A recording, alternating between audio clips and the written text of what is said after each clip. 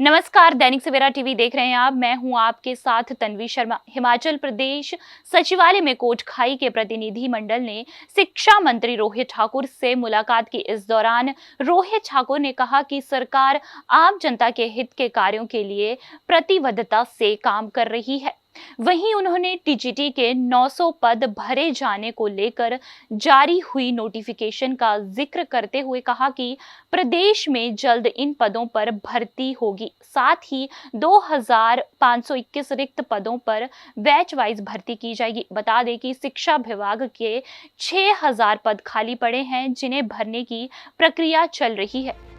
हिमाचल प्रदेश सचिवालय में कोटखाई के प्रतिनिधि मंडल ने शिक्षा मंत्री रोहित ठाकुर से मुलाकात की। इस दौरान रोहित ठाकुर ने कहा कि सरकार आम जनता के हित के कार्यों के लिए प्रतिबद्धता से काम कर रही है। वहीं उन्होंने टीजीटी के 900 पद भरे जाने को लेकर जारी हुई नोटिफिकेशन का जिक्र करते हुए कहा कि प्रदेश में जल्द इन पदों की भर्ती की जाएगी। ये भी एक, जैसे मैंने कहा, हमारी प्राथमिकता है कि हम शिक्षा के क्षेत्र में भी निश्चित रूप से एक परिवर्तन लाए। और ये भी कोई मैं समझता हूँ अतिशयोक्ति नहीं हो, क्योंकि वर्तमान में हज़ारों की संख्या में आपके पद रिक्त है और 455 तो हमारे को जब हम सत्ता में आए थे ऐसे स्कूल्स मिले जो विदाउट टीचर थे। आज जो सरकार द्वारा पहल की जा रही है, मुझे ये बताते प्रसन्नता होती है कि ये संख्या आज 455 से घटकर 100 से कम रह चुकी है। और जहाँ आपने टीजीटी की बात की, टीजीटी की भी लगभग कोई 900 पद की कल नोटिफिकेशन हो चुकी है, जिसके माध्यम से हमारे ये पदों को भरा जाएगा। इसके अलावा भी इन टोटल 2521 हमारी पोस्टें बैच वाइज आपकी भरी जाएगी, जिसमें 900 के आसपास हमारी टीजीटी के पद है। इसके अलावा सीएंडबी, आपके जेबीटी और इसके अलावा जो 3000 के आसपास पद हमारे भरे जाने हैं, वो चयन आयोग जो नया गठित हुआ है उसके माध्यम से इन पदों को डायरेक्ट रिक्रूटमेंट के माध्यम से भरा जाएगा। और आप जानते कि भाजपा सरकार के कार्यकाल के दौरान किस तरह से नौकरियों को बेचने की बातें आज पर हमारे सामने आई है, पूरे प्रदेश को शर्मसार किया है। इन बातों पे विराम लगाने के लिए मेरिट के आधार पर नियुक्तियां हो, बैकडोर एंट्रियां खत्म हो, आपकी वरीयता को तरजीह मिले, उस सोच के साथ ये चयन आयोग का गठन किया गया। और मेरा पूरा प्रयास हो रहेगा कि जो डायरेक्ट रिक्रूटमेंट की भी जो हमारी पोस्टें हमारी स्वीकृत हुई है, और इसके लिए मैं माननीय मुख्यमंत्री का भी समस्त अपने कैबिनेट कोलीग्स का धन्यवाद ये भारी हूँ, जो हमारे को वन गो में आज तक के हिमाचल के इतिहास में इतने पद एक समय में स्वीकृत नहीं हुए थे। 6000 पद हमारे शिक्षा विभाग को मिले हैं। ये पद की आपकी, जैसे आपने टीजीटी का उदाहरण दिया, ये प्रक्रिया प्रारंभ हो चुकी है। और हमारे, मैं समझता हूँ हायर एजुकेशन में भी हमारे जो पीजीटी यानी आपके स्कूल कैडर के जो लेक्चरर्स के पद है, इसकी भी 585 पोस्टों की आपकी, मैं समझता हूँ एडवर्टाइजमेंट आपके कमीशन के द्वारा इसी महीने आपकी आ जाएगी, प्रकाशित होगी। और उसके उपरांत ये भी हमारे पीजीटी के पद भरे जाएंगे। और जहाँ तक तो कॉलेजेस की बात आती है, आप जानते हैं कि वर्तमान सरकार की वर्तमान में जो प्राथमिकता है कि जो हमारे पास 15000 के आसपास प्राथमिक पाठशाला से लेकर 134 आपके महाविद्यालय हैं, इनको सुदृढ़ करने की हमारी कोशिश है।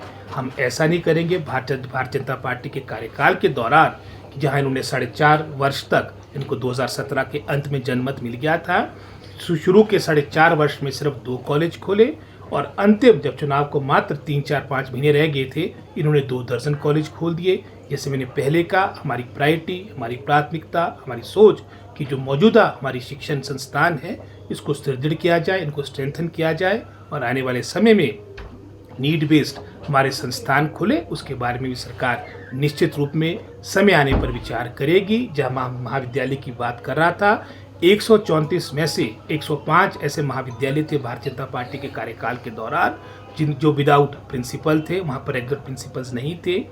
नई नियुक्तियाँ तो दूर की बात रही, इनसे डीपीसी नहीं हुई। आज ये भी बताते प्रसन्नता होती कि हमने डीपीसी करवाई, और 105 में से 83 आपके महाविद्यालयों में हमने रेगुलर अपने प्रिंसिपल्स को भेजा है। आपके हायर एजुकेशन में असिस्टेंट प्रोफेसर्स के भी लगभग कोई 900 के आसपास पद रिक्त थे।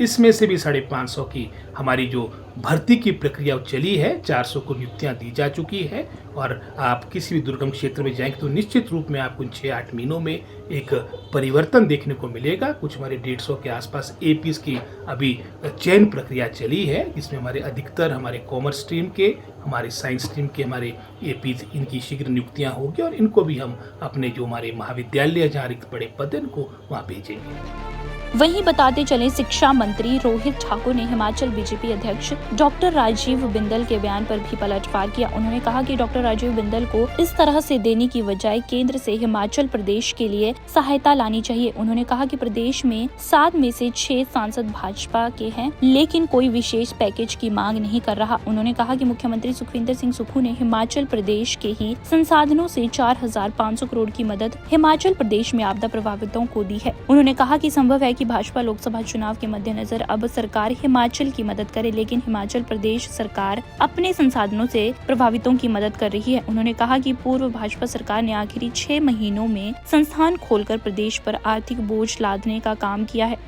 इसी के साथ साथ उन्होंने मौजूदा सरकार ने ऐसी संस्थाओं को बंद किया जो राजनीतिक मंशा से खोले गए थे। उन्होंने कहा कि सरकार ऐसे स्कूल से भवनों को युवक मंडलों और महिला मंडलों को इस्तेमाल करने के लिए देगी, जिनका इस्तेमाल फिलहाल नहीं हो रहा है। कि सभी जो प्रोमिनेंट हमारे युवा कार्यकर्ता है कांग्रेस पार्टी के, वो आज आभार व्यक्त करने यहाँ पर आए हैं और उसमें प्रयास रहेगा कि माननीय मुख्यमंत्री से भी मिले, क्योंकि हमारी सरकार ने जो व्यवस्था परिवर्तन की बात कही है वो हर विभाग से संबंधित है। जहाँ शिक्षा विभाग की बात आती है, हमारा पूरा प्रयास है कि गुणवत्ता युक्त शिक्षा हमारे बच्चों को मिले, स्टूडेंट्स को मिले। इसी तरह से जो हमारे स्वास्थ्य क्षेत्र की अगर बात आती है, उसमें भी एक रचनात्मक पहल हो। और इस सोच के साथ ही आपको याद होगा माननीय मुख्यमंत्री ने जो बजट अभी मार्च के महीने में लाया था वित्तीय वर्ष 23-24 का, उसमें उन्होंने एक बात कही थी कि 2 चरणों में हम सभी जितने हमारे ब्लॉक्स हैं यहाँ पर आपके स्पेशलिस्ट उपलब्ध हो। इस सोच के साथ हमारी सरकार ने फैसला लिया। जैसे मुझसे पहले हमारे पूर्व पार्षद सुशांत जी ने भी कहा, उसमें जैसे कोटखाई का उदाहरण, इसके अलावा 36 अन्य ब्लॉक है जहाँ पर हर जगह आपके स्पेशलिस्ट नियुक्त हुए। उसमें चाहे हमारी लेडी डॉक्टर की बात हो, गायनी स्पेशलिस्ट की बात हो, चाहे वो एनेस्थीसिस्ट की बात हो, चाहे वो सर्जन की बात हो, ऑर्थो डॉक्टर की बात हो, सभी जो 3-4 हमारे अलग अलग कैटेगरीज़ के आपके जो स्पेशलिस्ट होंगे, विशेषज्ञ होंगे, ये इन 36 ब्लॉक्स में इनको तैनात किया गया है। और आने वाले समय में हमारे जो अन्य ब्लॉक छोटे हैं वहाँ पर भी इस क्रम को चलाया जाएगा। और आप जानते हैं कि कांग्रेस सरकार के कार्यकाल के दौरान एक मजबूत आधारभूत ढांचा स्वास्थ्य क्षेत्र में हिमाचल प्रदेश में स्थापित हुआ।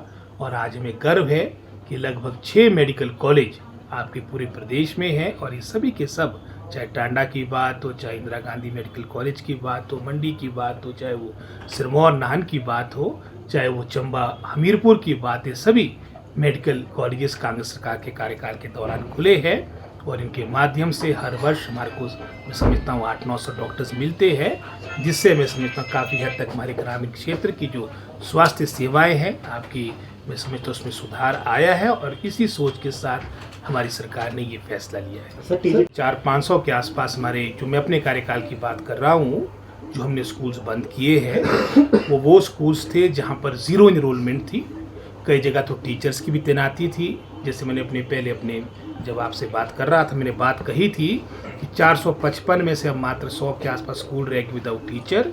तो हमने जो 0 इनरोलमेंट वाले, मैं समझता हूँ स्कूल्स थे जहाँ पर टीचर तैनात थे लेकिन बच्चे नहीं थे, उनको हमने वहाँ भेजा है। जहाँ तक वो बिल्डिंग की आप बात कर रहे हैं, वो भी हमने, मैं समझता हूँ अपने डिपार्टमेंट के द्वारा, कैबिनेट के द्वारा ये निर्णय लिया है कि वो भी हम सरकारी संस्थान को, कोई युवक मंडल, महिला मंडल, कोई हमारी पंचायती राज की जो हमारी स्थानीय पंचायत है वो किसी रूप में उसको यूज़ करना चाहती है, तो निश्चित रूप से शिक्षा विभाग ने इस बात को लेकर निर्णय लिया है। लेकिन अभी मैं समझता हूँ इन स्कूल्स का कोई अर्थ नहीं जहाँ पर बच्चे नहीं हैं, और दूसरे जहाँ पर 2 से कम की संख्या थी और जिनका डिस्टेंस नियरेस्ट प्राइमरी स्कूल्स का कोई 1.5-2 किलोमीटर के आसपास था, वो हमने मर्ज किए हैं ताकि हमारे को, मैं समझता हूँ युक्तिकरण के माध्यम से भी हमारे को अध्यापक मिले। क्योंकि आवश्यकता ये है कि वर्तमान में हम अपनी शिक्षा व्यवस्था को बेहतर करें, क्वालिटेटिव एजुकेशन की तरफ जाए।